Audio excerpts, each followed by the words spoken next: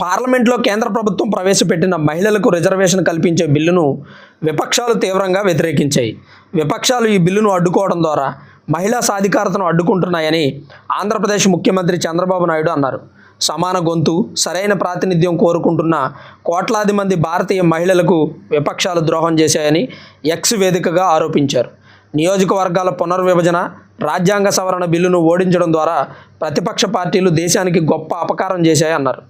ఆంధ్రప్రదేశ్ మాజీ ముఖ్యమంత్రి వైఎస్ జగన్మోహన్ రెడ్డి సైతం విపక్ష పార్టీలపై ధ్వజమెత్తారు. ఈ బిల్లును వ్యతిరేకించి విపక్ష పార్టీలు ఏం సాధించాయి? దక్షిణాది రాష్ట్రాల ప్రాతినిధ్యం తగ్గిపోవడం, మహిళా రిజర్వేషన్ బిల్లు వాయిదా పడడం అనేది పచ్చి నిజం. అటు దక్షిణాదికి, ఇటు మహిళలకు చాలా అన్యాయం జరిగింది. ఒకవేళ 2026 జనాభా లెక్కల ప్రకారం ముందుకు వెళితే దక్షిణాది రాష్ట్రాల పరిస్థితి మరింత దారుణంగా మారుతుందని, దక్షిణాదికి శిక్షగా పరిణమిస్తుందని ఆయన పేర్కొన్నారు.